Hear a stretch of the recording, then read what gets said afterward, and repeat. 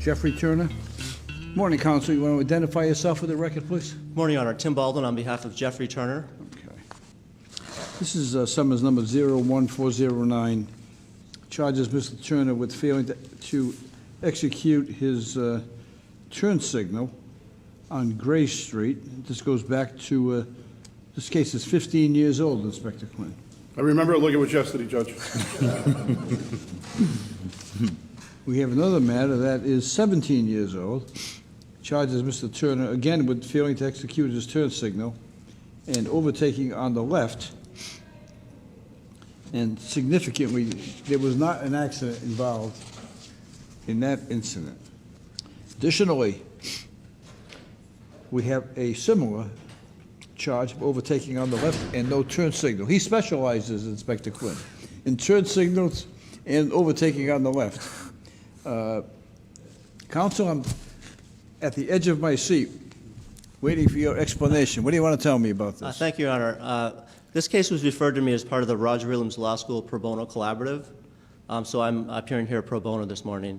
Mr. Turner was starting at the age of 18 until recently has been in and out of the state prison system. He most recently was released in May of last year. He completed a treatment program at the Amos House for 90 days. And since then, he's been working very hard at a company called Rhode Island Metals full-time. And what we're looking to do here, Your Honor, is he has tickets here, he has tickets in Pawtucket, one other community, and also at the Rhode Island Traffic Tribunal. And we're visiting all of the places where he has old tickets in an attempt to resolve them so that we can then move forward so that he can get his license. You want to get him back in the mainstream of society, feeling that he's paid his debt to society by the years that he spent incarcerated? Yes, Your Honor. Before I worked where I currently am at, I worked for the federal court system, and as part of that, I worked pretty closely with what's called the Hope Court, which is a federal reentry court here in Rhode Island. So as part of that, I observed quite a few defendants who were very interested in changing their lives after being released from prison. And what I've observed is that the people who really do want to change, who really do want to make an effort, often are successful at that. So I've been working with Mr. Turner now for a few months, and I found him to be very punctual and very responsive to all my requests. And he seems to me to be the type of person who I think really does want to change his life. Okay. And I think a license will help that. Would you allow your client to speak? Yes. Okay. Good morning, sir. Good morning, Your Honor. I've had a chance to look at your record. You have about 15 violations here.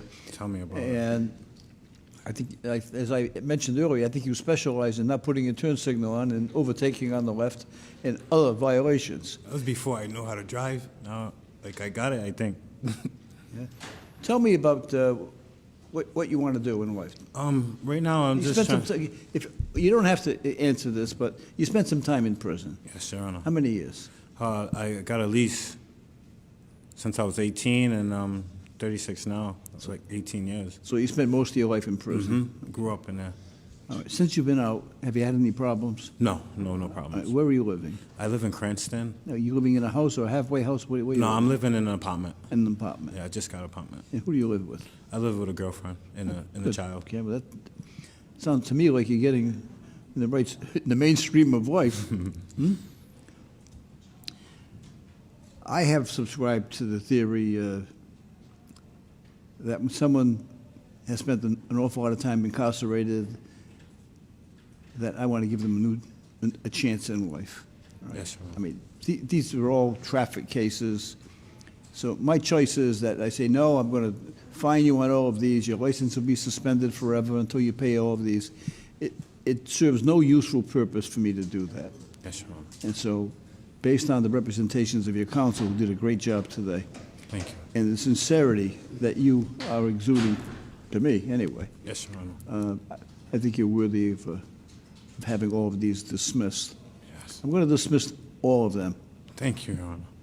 I'm going to just ask you this, okay? I'm betting on you. I'm betting that you're going to do good, Oh, yes, Your Honor. okay? And I'm rooting for you, okay? Don't disappoint me. Yes, Your Honor, yes. I'm not going to come back at you or do anything terrible, right? But I want to place my faith that you will stand the straight and narrow path. Yes, Your Honor. Right? You know what it's like in there, right? yeah. So you got a choice. back to where you were in prison or living with your girlfriend? Inspector Quinn, what do you choose? I haven't seen his girlfriend, but I would choose living with his girlfriend. Your Honor, the city agrees with your explanation, and I do believe that Mr. Turner is on the right path right now, and we also, the city, we do wish it the best. And Thank you. All right, I want to congratulate counsel for an excellent presentation. Mr. Turner, our best wishes for you. Good luck to you.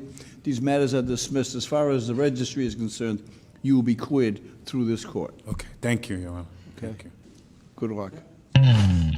First of all, I would like to congratulate Mr. Williams for taking the positive steps necessary to get his life back on track.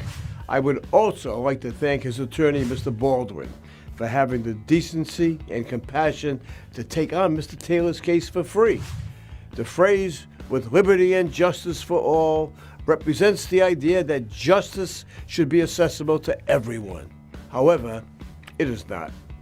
Almost 90% of low-income Americans are forced to battle civil issues like health care, unjust evictions, veterans benefits, and yes, even traffic violations alone. Access to justice is more critical now than ever. That's why lawyers like Mr. Baldwin, who volunteer their time and expertise to help low-income Americans, are heroes to me. Thank you again, Counselor. Your efforts are appreciated and also very much needed.